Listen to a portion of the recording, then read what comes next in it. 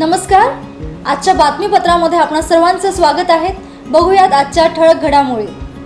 नीलकंठ प्रकाशनतर्फे ओशो समज गैरसमज या ओशोंच्या विचारांवर आधारित लेखक सुनील निकाळजे यांनी लिहिलेल्या पुस्तकाचे प्रकाशन ज्येष्ठ विचारवंत व युवक क्रांती दलाचे संस्थापक अध्यक्ष डॉक्टर कुमार सप्तर्षी व विविध मान्यवरांच्या उपस्थितीत पुण्यातील घोली रस्त्यावरील पंडित जवाहरलाल नेहरू सांस्कृतिक भवन येथे नुकतेच करण्यात आले.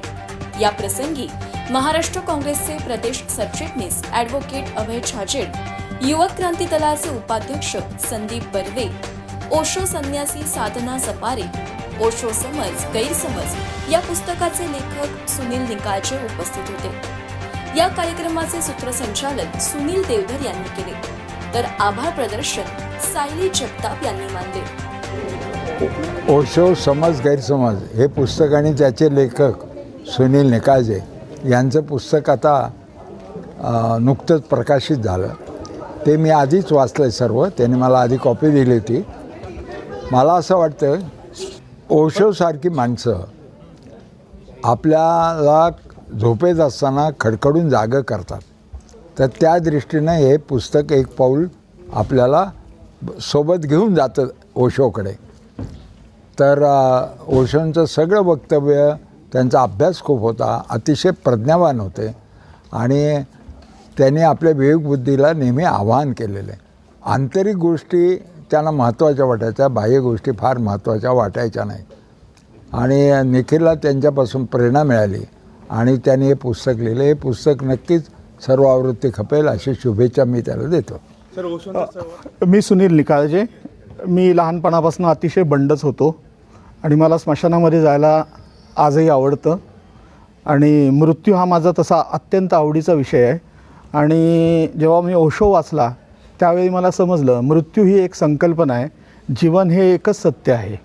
मृत्यू कोणीच बघितलेलं नाही. हे जरी डॉक्टर असले तरी यांनी खूप मरण बघितलेली आहेत, मेलेली माणसं बघितलेली, पण मृत्यू काय असतो हे कोणीही बघितलेलं नाही. पण जीवन सगळ्यांना बघण्याचा अधिकार आहे आणि प्रत्येक माणूस जीवन जगतच असतो. आणि मी मगाशी जे सांगितलं होतं की ओशोंच्या एका प्रकरणामध्ये मला हे जास्त का भावलं, तर पाप आणि पुण्याची जी काही संकल्पना आहे त्या बाबतीमध्ये ओशोंनी म्हटलेलं आहे पुण्य ही संकल्पनाच ओशोंना मान्य नाही. ओशोची कायम सगळी विरोधातलीच विराड.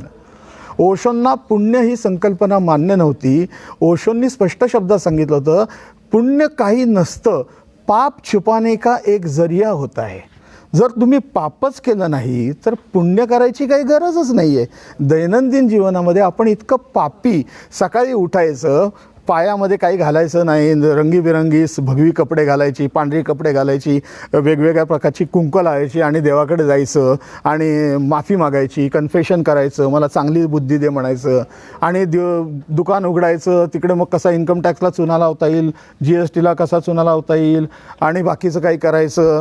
किंवा नोकरीवरती गेला की महसूल खात्यामध्ये ह्याला कसं फसवायचं, त्याला ही सगळी पापं करायची आणि त्याचं क्षमन करण्यासाठी म्हणून एक कल्पना आहे की पुण्य करायचं. पुण्य कधीही करायचं नसतं, पाप करायचंच नसतं, पुण्याचा संचय आपोआप होतो. ह्या भावनेतनं मी हे पुस्तक लिहिलेलं आहे. लोकांच्यातली ही जी प्रवृत्ती आहे ही प्रवृत्ती नष्ट करण्यासाठी आणि आजच्या पिढीला मी मुद्दामून उल्लेख करतो की इथल्या प्रत्येक पालकांनी ओशो समजावून सांगा मुलांना. ओशोंना समजण्याची आज गरज आहे. इतकी मुलं डिप्रेशनमध्ये आहेत, इतकी मुलं आत्महत्या करतायत, त्यांना जीवनाचा मार्ग कळत नाही आहे.